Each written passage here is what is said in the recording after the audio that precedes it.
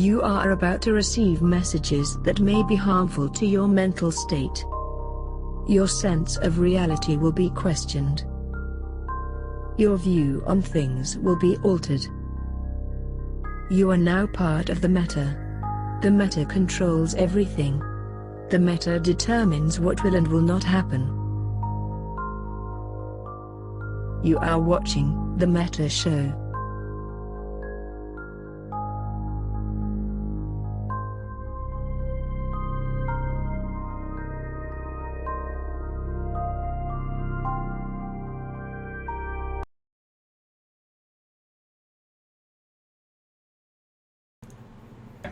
Hi everyone! Oh god! Oh god. It's a boat meta show. What's happening? What is this? I get to press buttons. I can't wait to see what it even looks like because I can't actually see what's happening on the screen yet. It's getting all black and oh god, there's like green stuff over here and there's Xeltharuc is down there and oh god. What is this? Okay. So it's FanFest now. And everything is doomed, and we are supposed to be getting here on the Meta Show today to, in theory, based upon what I was reading on Reddit and on Crossing Zebras, talk about how everything is awful, and we're absolutely shocked. And we're certainly not talking about what's been actually happening in Fade and in Pure Blind, because apparently that doesn't exist, and we're about to get upvoted out of existence. So how are you doing? We've got Boat with... Are you gonna put your hat on? Yeah, I just put it on. Yeah. I'm having a great day. It's a great day. Oh, dude. 11 months the MacCloud subscribed, sorry. 11 months. Wow, very excellent. Excellent. So we have Zell with us, and do you want to say hello to everybody? Hello, I'm so hyped, guys. Somebody hold my hand. Finally, Senpai noticed me. My weirdest dream came true. Holy shit, we've had 4 resubs in the last like 10 seconds. God, this is amazing actually because, you know... Make that 5. Last Meta Show, I don't know whether you guys saw it, but we had Digi on, and Digi had an interesting bit of, you know, I'm not really sure if there's an experiment or psychological warfare or what, but that just the noise and you know. And then today we have Boat hosting, and we've got Zell for all of the German war machine action. So yeah, it should be good. It should be excellent. So how long have you wanted to be on the Meta Show, Zell?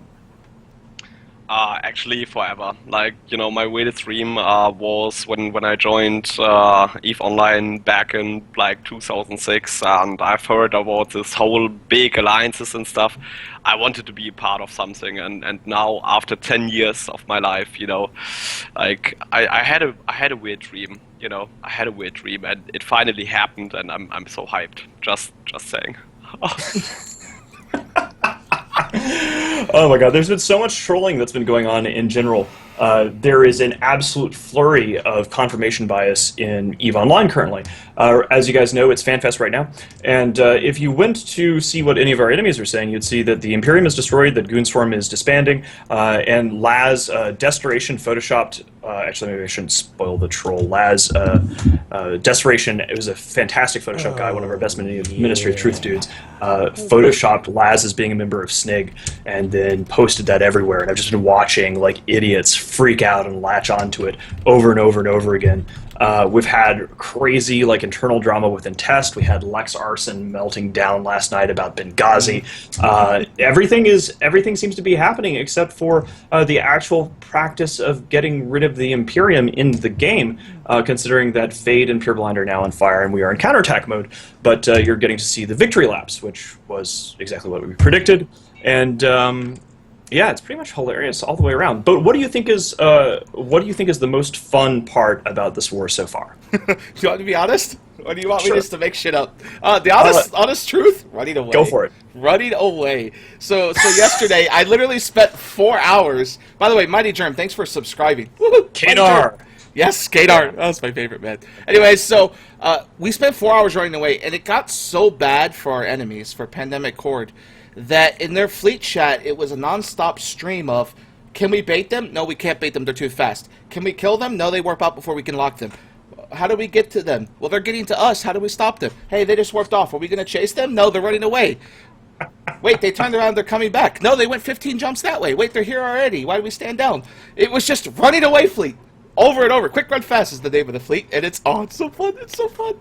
We get so many kills from it, and just run away. We run away to victory. That's what I like to call it. Why is it that you're able to just keep getting kills? Like, what are they? Okay, so we're in Interceptors, and thanks to CCP Fozzie and his geniusness that he is, he created Interceptors that not only can you make an Interceptor instant align, so it aligns in under 2 seconds and warps out under 2 seconds, so it can't be locked based on game servers, but he also added the ability to dodge bubbles. So because an Interceptor could dodge bubbles and it insta-aligns, and it locks really fast because it's an Interceptor, which is a frigate, you can warp in, lock something, shoot something, warp out. And as you're warping out, the target dies. So kind of like the Fozzie Claws, but with all Interceptors. And sure, you might lose one, but you'll kill 3 or 4. And then you warp out, and then you come back and do it again. And then so that happens a lot, just running away, right? Yesterday, Shadow Cartel and MC brought a fleet over of Jackdaws. They literally bounced to my safe spot like 30 times before they just said fuck it and went home. They lost 2 ships because some guys couldn't keep up with their fleet warps. But we put on like an FC clinic. I kept mocking them on stream, right? And so every time they would go to warp, I'd know they were going to warp because they're aligned. And it would take them 4 or 5 seconds to align, where it would take us 2. So as soon as they went to warp, I'd warp to them. And they'd warp off. We'd catch one. And then they'd warp to us again, and I'd warp to them. And they chased us for a good 30 minutes before they said fuck it, went home. Oh, it was wonderful. But yeah, that's the gist of it. It just wears them down. You can't fight against Interceptors, and when there's hundreds of them, the only way to fight them is to bring your own Interceptors and chase them like Micro Warp Drive. But Pandemic Horde doesn't ever do that, and I don't know why. So one of the things that I'm sort of curious about here is that we get to see, as these wars go on, the analogy that comes up over and over again is the tortoise and the hare. The enemy has historically only had about a month or so of activity before they all decide, oh, we've won and whatever. And Goonswarm and our allies have historically always taken at least a month before we fix our shit, get everything going, go, okay, guys, we're ready. So as the enemy is literally declaring victory, while at the same time complaining day in, day out, and beginning to infight and prey on each other, they're trying to ignore, they just haven't noticed because they don't look at the actual map, that the Imperium has begun reconquering territory in Fade. We've been taking stations, we have burned all of Fade, it is getting reinforced, Pure Blind is getting reinforced day in, day out. And I want to talk about this a little bit because I'm just going to spell our tactics out. Do you think this is a good idea, Bo? Should I spell our tactics out? I mean, running away is the main tactic if you want to talk about that, but I mean, everything else, I don't think they can handle it. It's too much for them. There's cloaking and there's jamming involved too. I mean, I think that we should tell the enemy what to expect. I think that one of the reasons why we saw so much outrage and confusion over the last month is because they expected that we would behave like Test. I was reading a post today where somebody was saying, why didn't the Imperium just do the honorable thing and do what Test did in 6 VDT? And in 6 VDT, of course, Test threw away everything that they had for pride and then lost everything their members had and had nothing to recover. No nest egg, went through 4 regime changes before they finally found a couple of adults like Sapporo and YOLO to run that alliance in an effective way. Unfortunately, now YOLO is out, so that's one of the pillars of support. They're gone. So here's what we're doing. Here's why Fate is on fire. Here's why you're seeing Pure Blind be on fire. We started testing offense in Fozzie back in Providence. We started testing more in the 2 Cloud Ring campaigns that we did after that. And the system, of course, everybody is. I love the dicks there. That's fantastic. Sorry, I was just wanting to show our progress right now. Amazing. Our progress is basically. I did some MS painting. No, that's not. Those aren't dicks. I don't know why you would say that those are dicks. It's a phallic. That's a strategic map. That's a strategic victory. It's a strategic thrust. Yes. Right down the middle, you see it, and then you kind of like So what we have here is this. And I'm just going to spell this out because I want people to know. Fozzie, as was said, is always balanced in terms of offense instead of defense. And so a long time ago, we moved to Saren, and we started moving all of our alliance assets to Saren precisely because we realized that if the galaxy woke up and realized that we couldn't actually hold all this shit, this would happen. So we've been using stealth bombers and interceptors to actually set entire regions and constellations on fire. We start spoof hacking, so we move like 20, 25 stealth bombers that all have Entosis links into an enemy constellation, and then we start hacking, and then we stop hacking. we do a spoof hack. So basically all of the enemies' alerts go off, and suddenly they're like, oh my god, this entire constellation is on fire. And you get to see these all-caps pings from like Pandemic Horde flipping out because like, goons are hacking all of Fate, ah! And then we just have all of our stealth bombers warp off, like they burn off out of the range, they cut their cycle off, and then they cloak. And then we twiddle. We twiddle. Yeah, we go cloak, and then Swordfleet. It's funny because as we cloak, the interceptors from Swordfleet and the Jackdaw fleet come in like a pincer maneuver, and they pick off like the stragglers as they're chasing invisible ships. And thanks to the great scouts come in and get killed by the Sword Fleet looking for the mass hack. And then when they send in a real fleet, of course, if they do send in a real fleet, there's nothing to do except there's cloaked bombers there. Yeah. And then as soon as they go away, we just hack their shit, and they have no stamina. And so then the Sword Fleets just kill them. So what we're finding is that constellation after constellation, you're seeing stations falling to Goonswarm and Fade. Things are getting freeported and taken. We're blowing enemy shit up. But you're not seeing any of that because the Redditors are too busy circle jerking and trying to tell everybody that we're broken, we're defeated when we're just getting started. I don't know if you've seen Z kill lately. I'm not one to care about kills because my philosophy with everything we're doing lately is don't die. But like if you warp in to kill something, if you don't kill the target, don't lose anyone, right? So warp away, even if it means letting go of the target, everyone lives, right? And so you do it again the next time.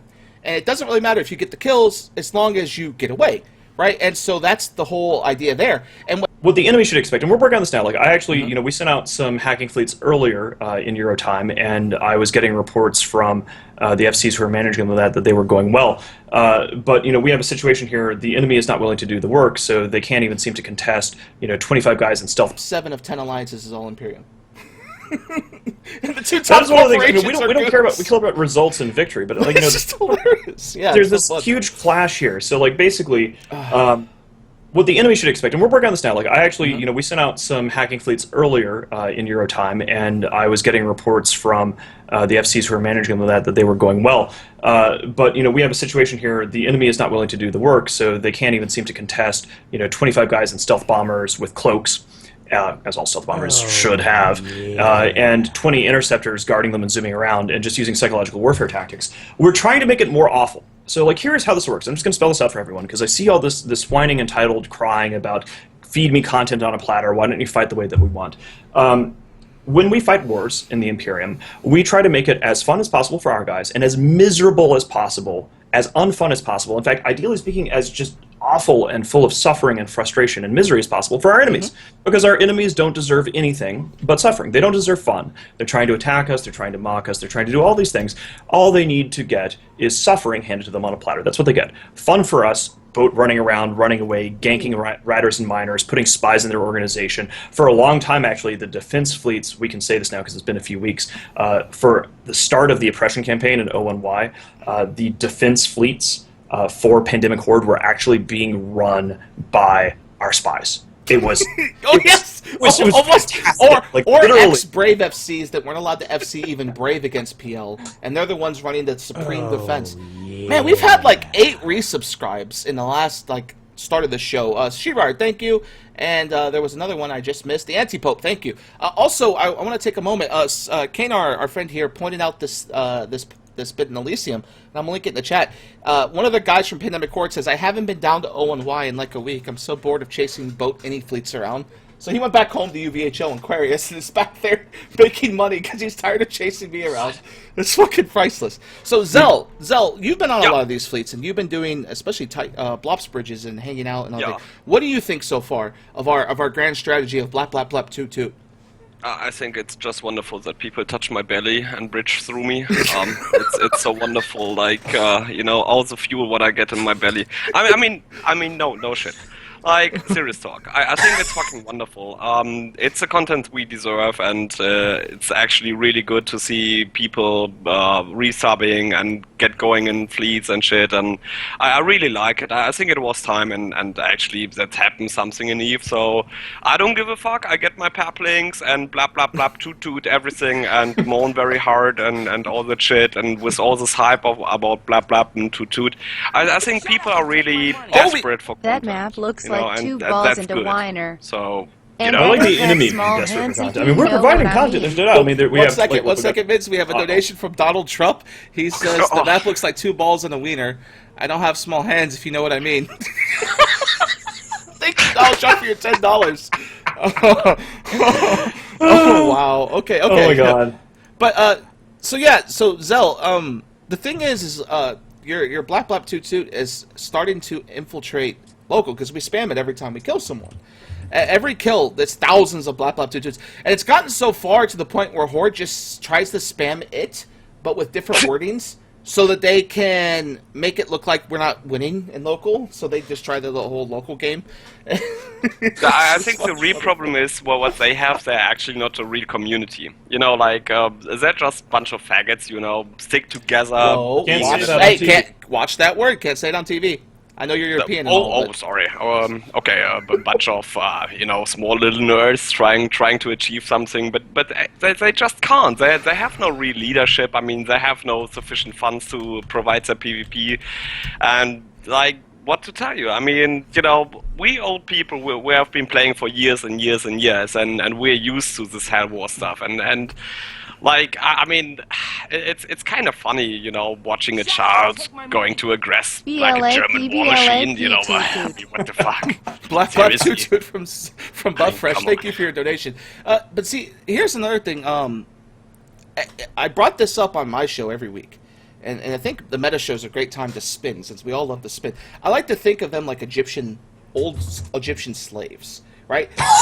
you have pharaoh. Are you talking about the Entosa slaves, like the Meat Shield Entosa slaves, or what? Pandemic Horde in general. Right. 7,000 slaves, because if you think about, you have Elise the pharaoh, right, and you have Boat as Moses coming in to free his people, and you have all these people. They go out and they rat and mine in ventures. They mine in ventures, which makes 2 million ISK an hour. They rat in catalysts that make 3 or 4 million ISK an hour, and then they still die. So they're not making any money. One guy complains that he can't even afford the venture he's using to mine in. Can you please give me a free one? So you think about the work to do it. It's keeping the ADMs up. But when you have 7,000 people and they're all going through this like crazy, they're just going to quit the game. Like, they're eventually going to get to a point where the game is just newbies. not I mean, it fun. is. Like, you know, Goblins has been running around trying to make everybody feel sympathy for Horde after what they're getting through, and as if he's doing some sort of amazing thing. It's not like Karma Fleet or even Brave Newbies or Test or Goonwafa, where you have an organization with mentors, with structure, with SRP, with training systems. What Goblins has done, while trying to claim that, you know, oh, he's doing things that are good for the game, is he's taking all these people as basically Entosa slaves, just scraping up the bottom of either actual newbies or scraping up the bottom of the barrel from random R-Eve trash, the people who got passed over by every other nullsec alliance but could only get into Horde. Those guys are now basically put in a crucible where, you know, it's supposed to be good for Eve, that we are supposed to be nice to these guys who are trying to take Imperium space, and instead, of course, what they're getting is they're just getting, you know, Boat and the other oppression fleets are just sitting on them all day, every day, because that's what happens when you go to war against the Imperium. We do not fight fair. We do not fight the way that our enemies want, and not even giving these guys SRP, just having them say, oh, it's going to be okay, goons are going to go away after like 4 weeks. I think that the line that every week there has been a new savior solution that will result in Goonswarm going away. So a couple weeks ago, it was Mittens is going to get banned. Except that doesn't matter. Mittens is bad because he doesn't actually play Eve. Now, today it is, we shouldn't be attacking them because that would be bad for Eve because newbies, and we'll just stop. Everybody's just going to cascade and go away because FCON, SMA, and CO2 went their separate ways. And now today is going to be like Darius Johnson posted a blog, and suddenly all of the real goons are going to vanish, even though he posted the same thing 2 months ago and told everybody to go to Bat Country, which didn't happen. Oh. So just it's excuse after excuse after excuse, and what's happening is this: everyone is going to be realizing that the hard way, one by one, because, you know, except for the people who are getting murdered in Horde, our enemies do not think that we have taken stations, that we are taking space, that we are on the counterattack, that we're doing any of these things. They see it spin and lies, and this is what I love, is that individually at any given time, only one bit of our enemies will be suffering. That one will be suffering alone, and they're not really getting support. Like, we're not seeing Pandemic Horde getting support from their allies. Nobody's helping them with the defense fleets. It's just pain, pain, pain, pain, pain. And then we'll just move on to the next one. And everybody else will be saying, hey, why are you having problems with goons? They're just using stealth bombers and interceptors and caracols. Like, there's no problem here. There's no issue. Why can't you stop them? They're dead. There are no goons. We have posted about a bunch. We uploaded them away. Pay no attention to the map. So it should be fun. Thank you for your donation. The the space Negar, Neggar. That's an interesting spelling. Yeah, we're gonna fight back. We're gonna burn their homes and hear the lamentation of their women. Hashtag Space Goon Conan. Yeah, well, thanks for your donation. That's $5. Yeah. Zell, are you like Conan? Zell, are you like a? Because I mean, you dress up like you've got the fucking like hammer of Sigmar or something. Or would you say that you're kind of like a Conan the blap-barian, or what's the story? Well, this could be a thing, but you know, since I'm quite fat, and actually I did shave today again. I'm not telling you which beard though. Like, I mean, Conan is really hard. You know, he's so muscular and stuff. Like, I'm more the sneaky guy who comes up behind you and put my big hammer into you. You know, like this is more my thing. Yeah. So Mittens, something was just posted within the last 24 hours, and someone said we should bring it up, and it's a good point. Pandemic Horde has started vetting their apps now. Yes, as of 24 hours ago, they are full enough, and they are tired of spies getting in, so they are blacklisting spies and vetting the applications. How are they vetting? Are they going to use? They're just looking. Like so they're not using an API system that every other real no API system. Apparently, they're good for the game. So like we had this thing with Brave Newbies where like when there was the whole Licton thing, all the adults in nullsec kind of got together and were like, look, this is literally bad for the game because the This Is Eve YouTube came out and everybody was CCP's PR department. Particularly CCP Manifest is constantly like posting on Reddit and treating REVE like it's anything other than a platform run by Durher and Gorskikar, who's a neo-Nazi. All these assholes. They're sitting there and going like, oh wow, why is nobody sticking with Eve? Because they went to Brave Newbies and they got recruited from Reddit and they go to Brave Newbies. And we all got together and like literally Brave Newbies at that juncture and that administration, which has changed, is actually hurting the game as a whole, literally because people are coming in, playing it under this, you know, broke dick administration and going, this fucking sucks and I quit.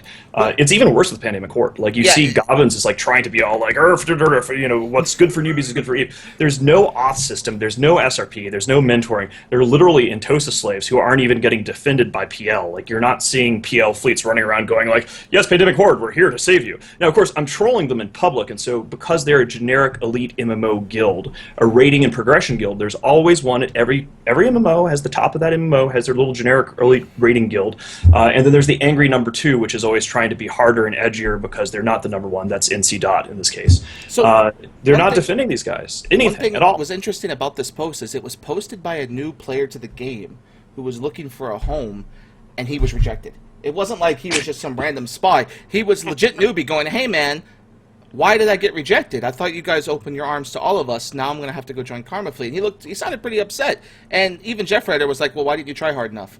You know, stuff like that. They just mock him. You know what I mean? And that's kind of the way it is with PL. But now I want to move us forward if we can, because we've been talking about Pandemic Horde a little bit. I want to move into the FanFest, and there's some announcements that CCP made at FanFest. The CSM was a huge victory for 0-0. Huge victory for 0-0. Only one high-sec person. I didn't even think I saw a wormhole person. Or maybe it was a wormhole person, not high-sec, one of the two. And like 1 or 2 low-sec people. But majority PL or PL affiliates, and majority Goon. Or Goon affiliates. And X affiliates. It is essentially, with the exception of like... Well, I mean, with the exception of the judge, who was, CO2 and is now flipped around to being hostile to the Imperium, it is literally a nullsec CSM. And one of the things that's going to be funny about this, for people who've never been on the CSM before and don't know how it works, is that when you're dealing with CCP, at least historically, all of the nullsec people work together, regardless of who they're shooting. In the game, the interests of nullsec players tend to be aligned. So in this case, while everybody might be all like Gur the Imperium, Gur Goons, blah blah blah, which I love, calling for old school Goonswarm, which is nice and cuddly, and hoping that anyone will be nice and cuddly like old school Goonswarm instead of these assholes using psychological warfare and making them suffer, which you're dealing with today. But when you actually get behind closed doors in the CSM, the nullsec representatives usually work together because in general they have common interests, collectively speaking. And that does include PL, because actually like on CSM 6, even though Goonswarm and PL have differing views on like super capitals in particular, back on CSM 6 and in later CSMs, you would see the PL and the Goonswarm and allied representatives all working together. So what we've done here on this CSM collectively is you see all of EVE going Goons or PL or whatever, one side or the other, and then the rest of HiSec just sort of ignores. Nobody really tried to get anybody elected.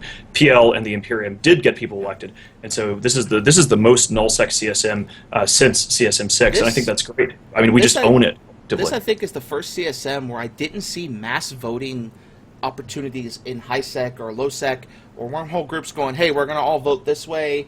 It was literally the Imperium voting, and then Pandemic Horde and Pandemic Legion and Waffles voting their way, right? And if you look at our ticket, like the top 5 guys got on, which is a first. That never happened. We had usually 2, maybe a third somewhere because he got outside votes. But we had our top 5, including the judge. This is before CO2, of course, went traitor. The voting ended way before then. But yeah, the judge even got on. He was like number 5 or 6. And it was pretty crazy. I think Wild was the only one to not get on. That was even on our list. Kyle Aparthos, who XSMA got on. But one thing I did find very amazing is that 2 people got on that were shocking. Zenuria got on, which was awesome. I think Zenuria is going to be a great candidate because he has such laser focus. If sending Zenuria to Iceland is wrong, then I don't want to be right. Oh, yeah, I agree. And I'm really shocked, based on recent things that came out regarding Sion not being on, that Bobmon and Gorski both got on. I was shocked that they got allowed to be on there. Because Bobmon runs Eve News 24, which I guess is a fan site or whatever, but and then you have Gorski, who this allegations of leaks came out. Several CSM members from all sides of the field said that they were his leaks. Yes, those are true leaks. So how did those 2 get on? It was mind-boggling. I've been trying to figure this out since they announced it. But well, you know, they're popular in their own little cliques of apologists. That's basically how that is, at least as far as like the Gorski thing goes. The reality of it is that there's people who, if they will always have excuses made for them. I mean, like, people in chat are freaking out because I called Gorski what he is. In the leaks which were published of what Gorski was saying to people, you know, he's been banned repeatedly from the game for Nazi humor. He posts all day on a Swedish, like, basically their version of Free Republic, which is called, like, Flashback or whatever, and, you know, has been banned for exactly this sort of thing. Like, when he first joined the CSM, according to his own chats, which were leaked, he was, you know, Lilu introduced himself, said to him, "Oh, so you're the Nazi guy." And so now they're all sitting there trying to be all like, "Oh, how dare you call Gorski a neo-Nazi," when he himself has, you know, been repeatedly banned and disciplined for this stuff. The reality is that they don't want to acknowledge it, because why do you have company officials, you know, posting on a Reddit which is moderated, as their main moderator is this guy who's a neo-Nazi, and of course he's not the head mod, but he's bragged on Tweetfleet Slack about being the head most active mod. He's hidden himself from the mod list, which I think is hysterical. But anyway, what do you think, Zell? We need to hear from you from a German war machine perspective. What do you think about this roster of the CSM? What is your opinion on the Council of Stellar Management? I think it's kind of a little bit late to bring in nullsec opinions into this game. It has been fucked up several years ago, and the changes that we need to do in nullsec will be tough. It will be very painful. There will be a lot of blood going on. And yeah, I mean, I'm happy now that you know, I mean, let's face it. Where do you play most of the time in the game? Do you play in HiSec or nullsec? And I think HiSec got preferred too much. So, you know, most of the player base is actually in nullsec, and yeah, I mean, I'm feeling good about it, but it's kind of late, and CCP is always kind of late trying to realize things. But I'm happy that our people now stood up and voted the right persons, and also hashtag maybe I'm going for next year's CSM. Oh. So speaking of FanFest, another thing that came up was the change to HiSec and a potential complete nerf of freighter ganking. If you haven't paid attention to any of the roundtables or announcements, they've announced that if you initiate warp anywhere in space, after 3 minutes your warp will happen no matter what. So if you're being bumped by a Macarial, after 3 minutes you will go and warp. There's nothing that will stop that. So they've initiated that now, and that's hopefully to stop freighter ganking. But there is a blow-up page on Reddit recently by PL members, because they're thinking, okay, if you're bumping a Titan, and he's trying to warp off, and you can't point him so you can't get a Hector there, but you're bumping him, and you're trying to kill him, well, he just warps off after 3 minutes, and now he's safe. And so there's a lot of both sides to this. CCP might have messed this up. What do you think about that? I think it's just wrong to interfere with this high-sec stuff that we have going on. I think ganking is good. It seeds the market. People need to buy new ships. People need to buy new stuff that what they're trying to transport through high-sec. And well, you know, I mean, the first rule of Eve: don't fly anything you can't afford to lose. And I mean, this whole bullshit about giving Eve to more newbie-friendly players and whatever, like, it's bullshit. I mean, people should go on the forums, read how, you know, they transport stuff through high-sec.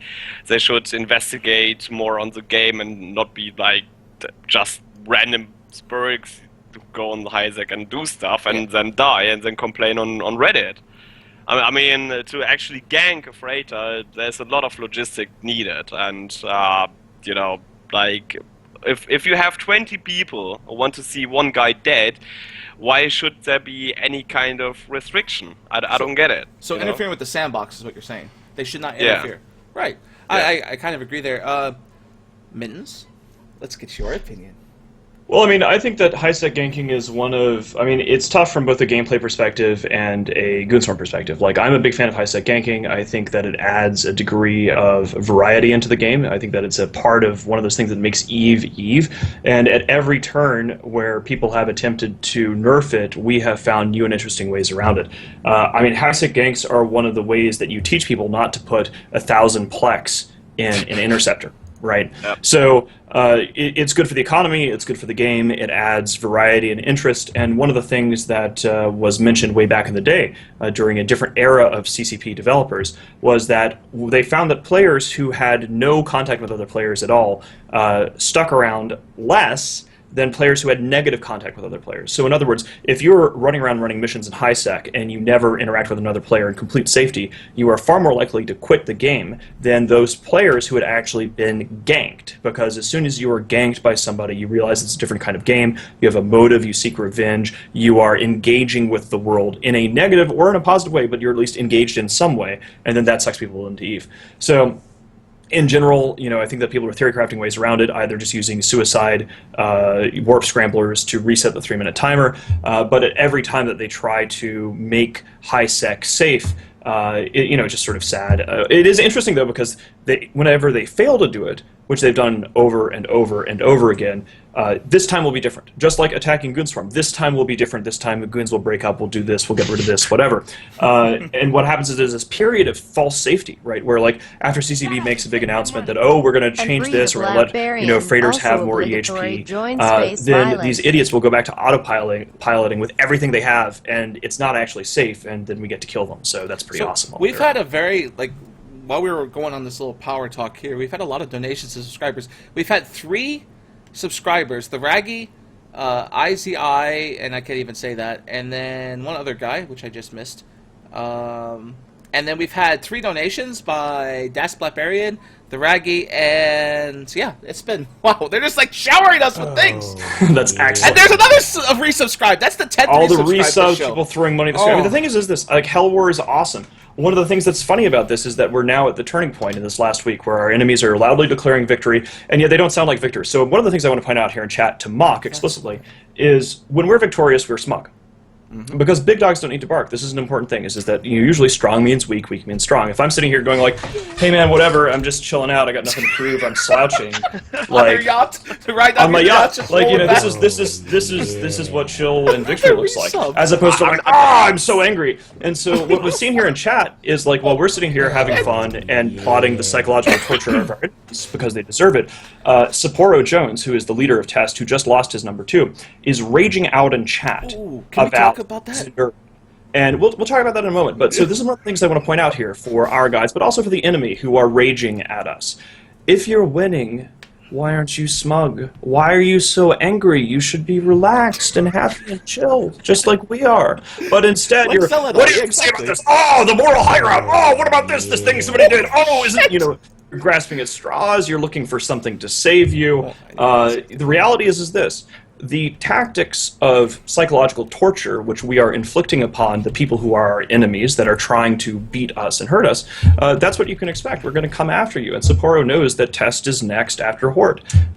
And he just lost his number 2 in a very hilarious way. His allies in Pandemic Legion, of course, fed upon their own allies in the form of Test and proceeded to mock and bully this guy.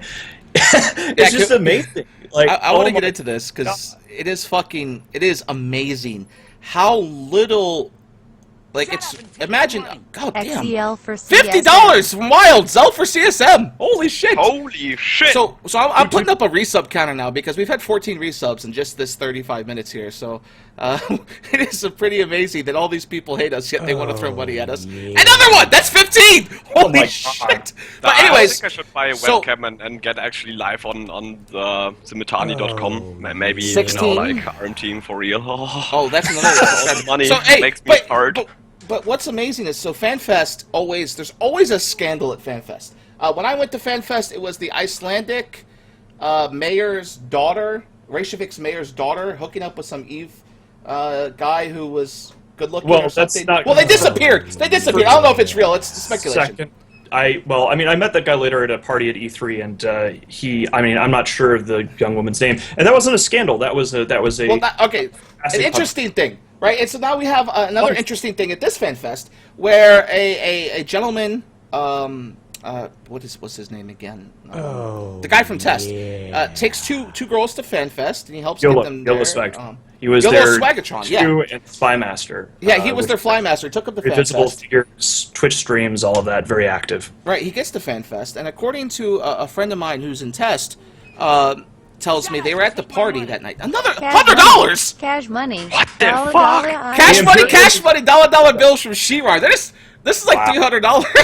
The Imperium is falling apart. Our people are losing confidence. Clearly, the Darius Johnson schism is going to destroy everything, which is why everybody's watching the show and throwing money at us. Okay, so anyways, they go to this party that night, and apparently Yolo Swagaton got really drunk and was hitting on one of the girls he brought. And instead of taking her home, she gets with another guy, like starts talking to another guy, and we don't know. It's confirmed in Rocket X. Test guy said it was she's a grown-ass woman. Who cares? Yeah, right. She's gonna go get the man she wants. It doesn't matter what the fuck Yolo thinks. Yolo just bitches out, throws his scarf around his face, and storms out, buys a ticket home, and flies out of Iceland. It is gone. Deletes social media. He deletes his game accounts. Like, he just vanishes. Like, his Twitch, which I watched, is gone. I loved watching his tweets. Were kind of hilarious. He did donation-type stuff, streams, where he would stream and then donate the money. And he was a charitable guy. And then all of a sudden, he's gone because of a girl. And it was just unbelievable. And then, to make it worse, is I wake up the next morning, and I'm seeing this explosion, and my friend's telling me about this. And then you see a tweet from the girl that's supposedly in the middle of all this going, I don't know where he is. I'm not his keeper. It doesn't matter. And then Reddit blew it off. Like, hey, that PL... And then there was troll. Nothing, non-stop jokes by PL of, be careful with your rocket in capital letters, because we found out about this.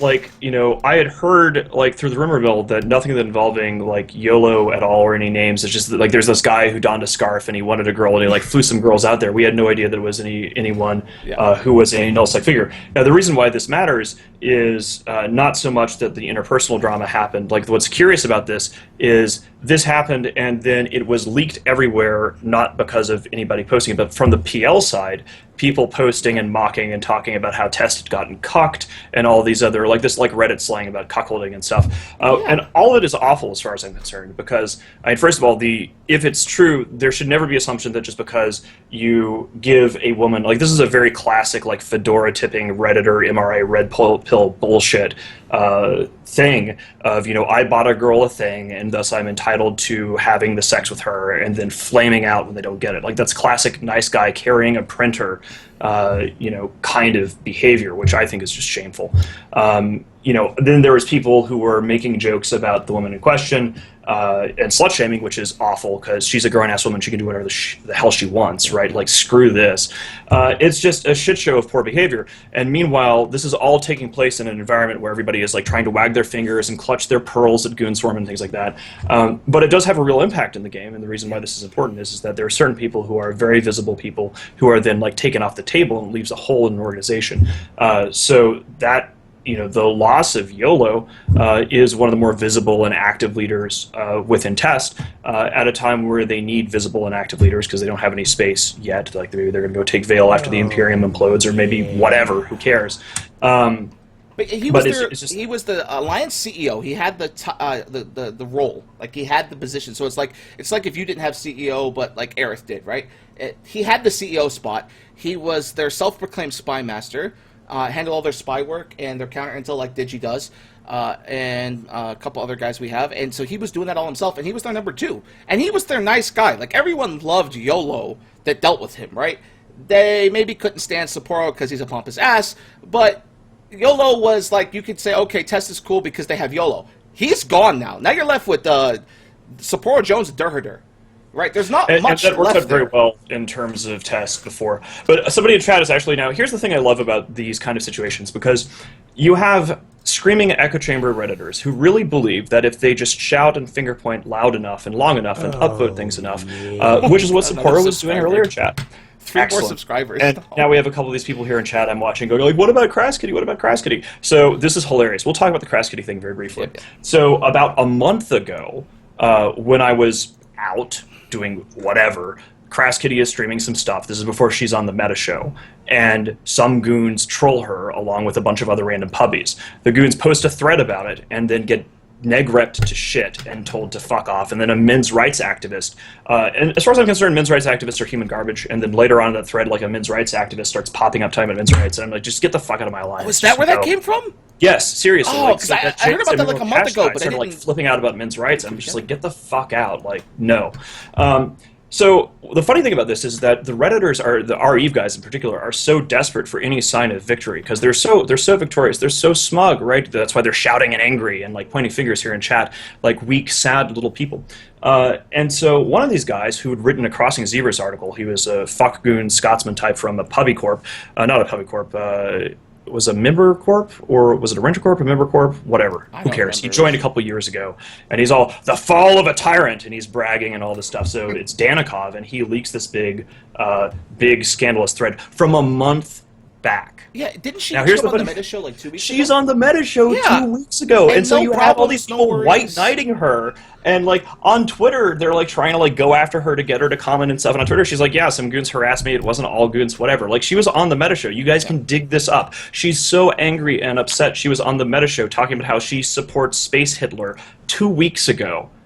So I don't really, I guess a lot of people in EVE who've been trying to troll in chat are surprised, like they think that I still had a goatee even though I shaved it like 3 months ago, and they're all like, oh my god, like Crass Kitty, they're just desperate for something to white knight, not realizing that she was on this show basically flirting with me 2 weeks back, and so, here's drama from... Well?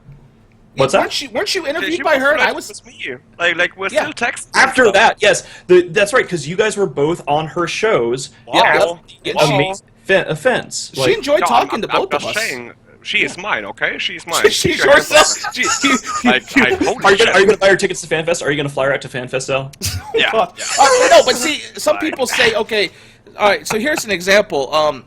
Someone just pointed this out, and it made me about fall out of my chair. Mitten says, big dogs don't need to bark, and then you have Sapporo Jones going, bark, bark, bark, notice me, senpai, you can't ignore me forever. Oh my god! Oh shit! All right, look, this is just Crass sad. Kitty is pretty it's cool. Too like, easy. Yeah, she's cool, and she was cool with everything. And at least a week ago, we were just talking to her.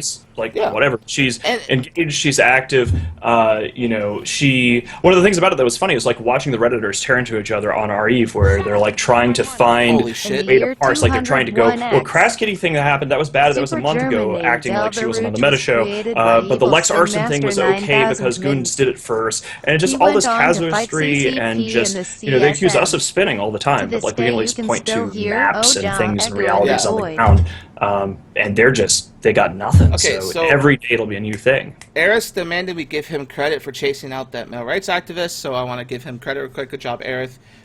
He said that in chat a minute ago, which I haven't seen Aerith in like a week. I guess he's too busy getting drunk and celebrating his... Xeltharuc was created by Evil Spin Master 9000 Mittens. He went on to fight CCP and CSM. To this day, you can still hear, oh yeah!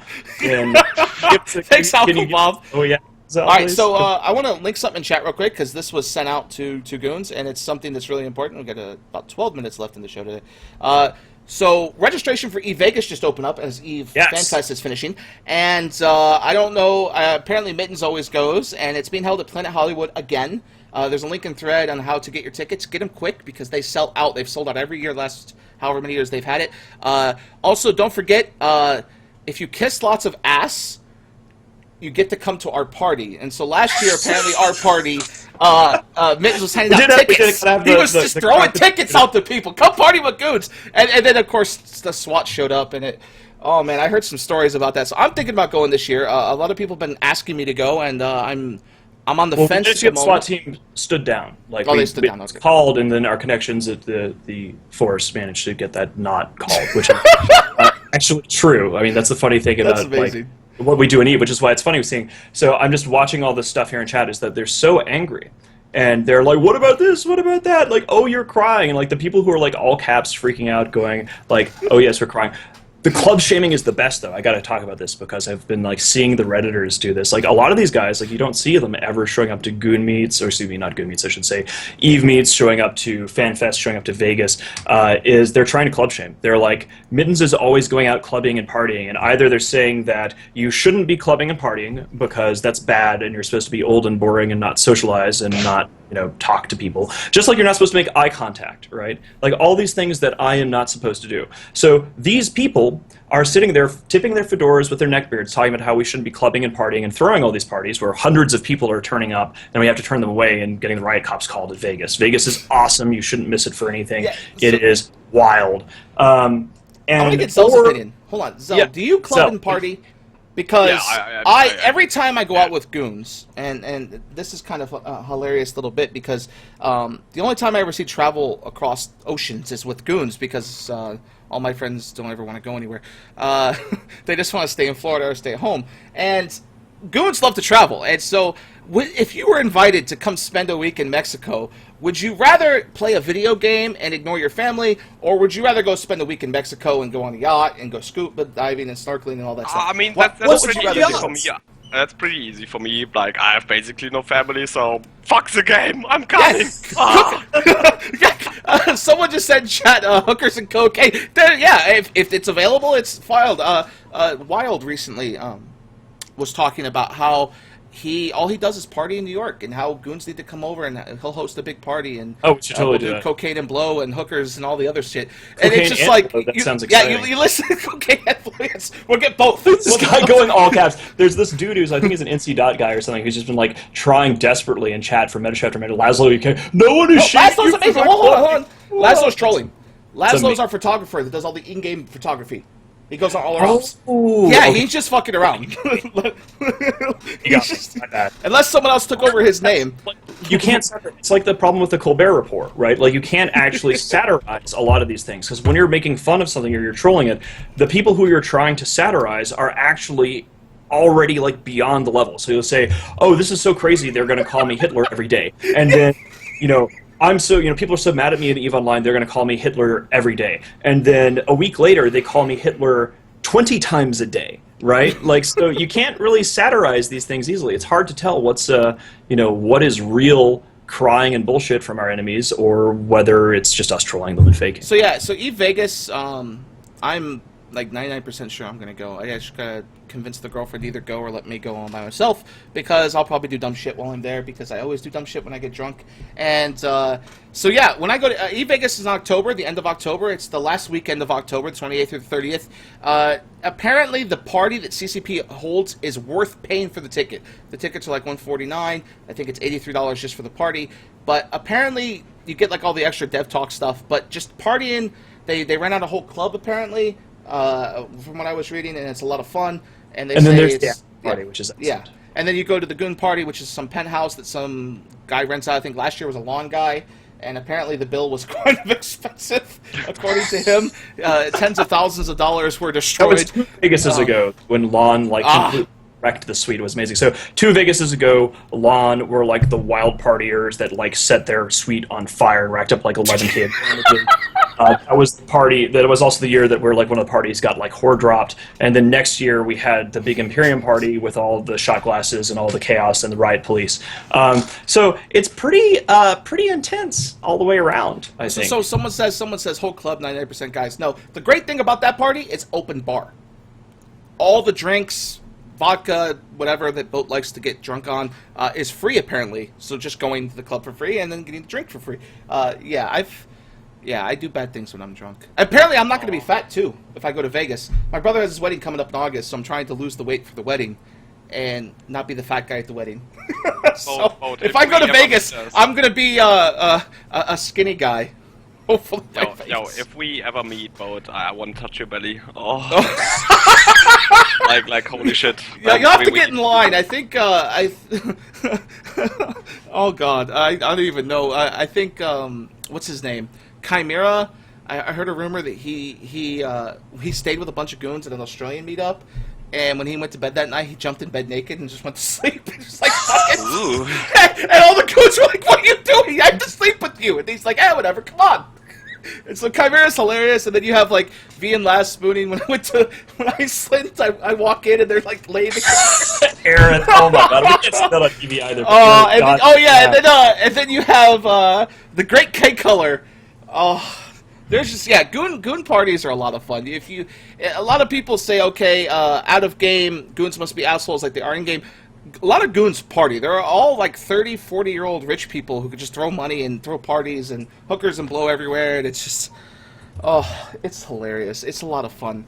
I gotta call this guy out here because this is just hilarious. So there's this dude who keeps trying to get us to be afraid. So the Redditors have been sitting around talking about how like Darius Johnson is going to come back and like all of the old school goons because they don't see in Elysium like dudes like Breaky and Kanar and Reed and me talking about the old days and Cap and just all of the SU vets are back. And he's like, why aren't you talking about the Darius Johnson thing? That's going to make all the difference in the world because they're just desperately grabbing at straws to do anything that they can to get rid of Goonswarm because we and our allies are still here and we're counterattacking and we're burning their shit. And they were supposed to bang their pots and pans together with their little shock and bot campaign and we would go away. So here is what you see. Here are the first people who are, there's a link in chat, the first people who have signed up for DJ's thing. I mean, really, if you want to run around with Java Junkie and Indy and Hendrik Talardar monthly payment for as the main leaders, actually, when you look at those Java Junkie and Hendrik and Indy.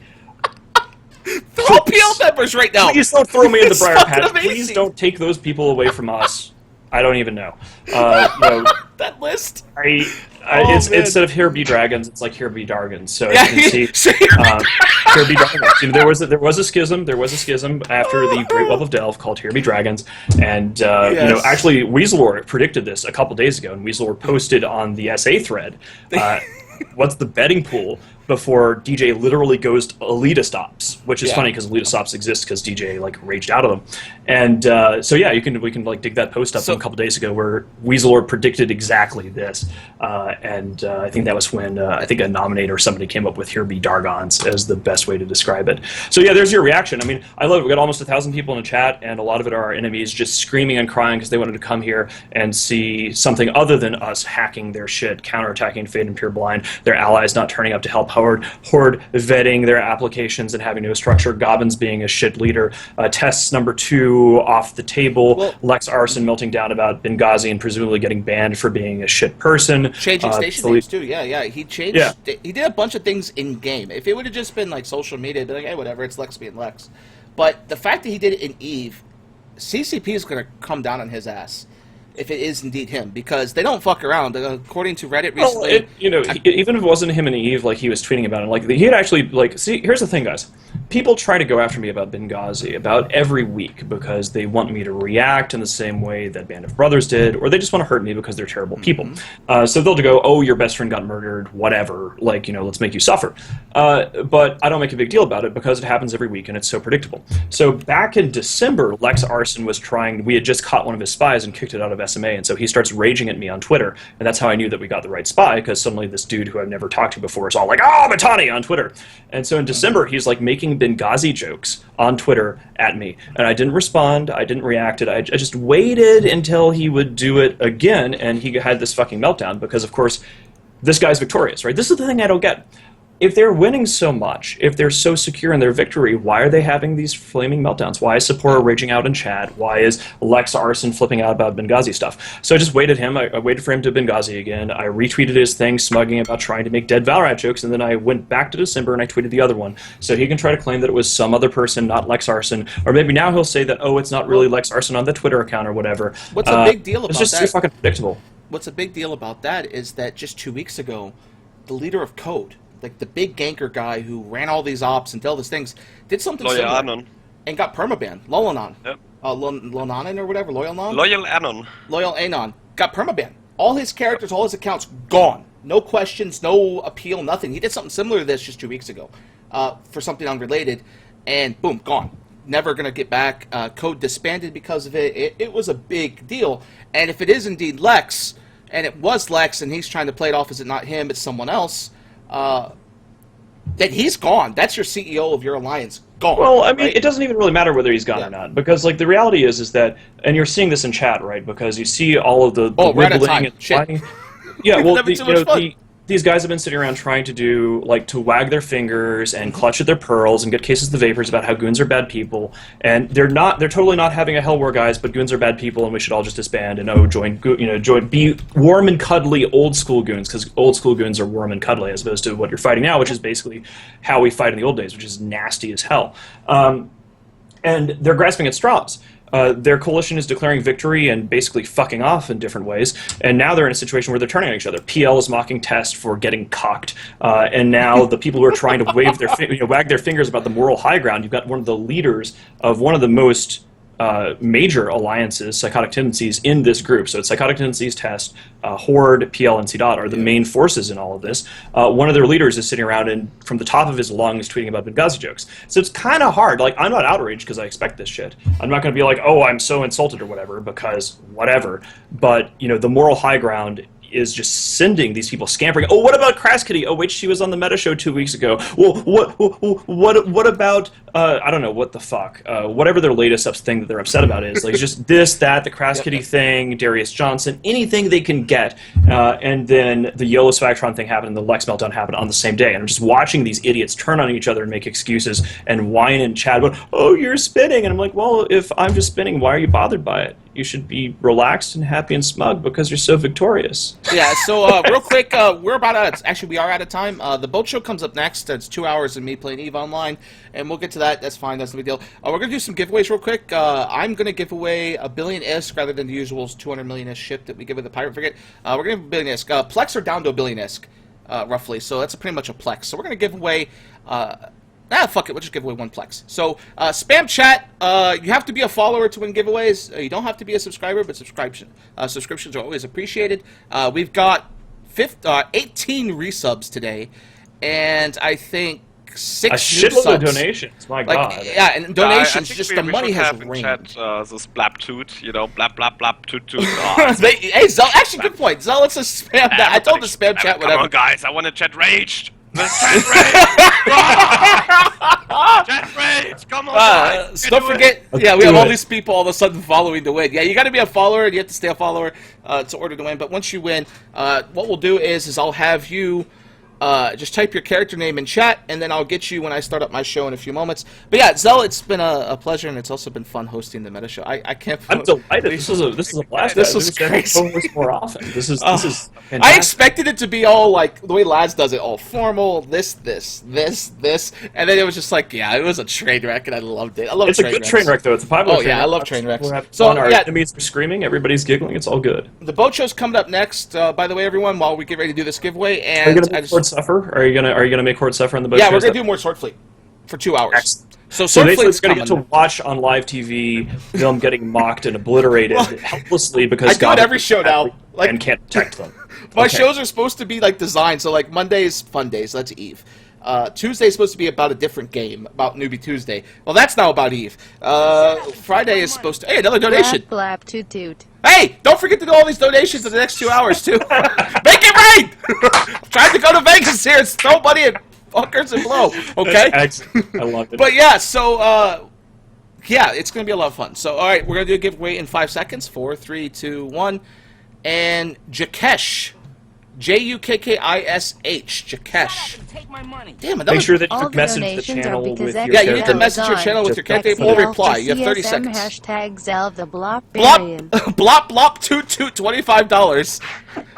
All donations are because Zell is on. Zell for CSM, Zell the Bloptarian. We can do that. I mean, again, like, send Zenuria. If sending Zell is wrong, if sending Zenuria is wrong, all these things. Okay, we have a reply. It's Zoraz as a Zora. And, oh, by the way, everyone, it doesn't matter if you're an enemy or a friend, if you're a Pandemic Legion, or if you are some high-sec guy, you still win. So we are never biased on that on the TMC website. So, I want to thank everyone for tuning in. It has been hilarious. This has been excellent. Kyle just says in general, right before we close here, we got to go here in a moment, but Kyle goes, Boat says, I'm trying to get to Vegas by screaming. Yes, thank you, Boat. Get those donations. Come to Vegas. Kyle owes me a bunch of drinks, like 10 drinks. That's excellent. So that's why he wants me to go. So, yeah, thanks, everyone. It's been a pleasure. Thanks, Zell and Mittens, for having me here. And thanks for hosting, Boat. Yeah, it's been fantastic. So, yeah, all right. The boat show's coming up next, so we're just going to play my gimmick commercial until we get back. So, bye, guys. Just run the commercial arena. Yep.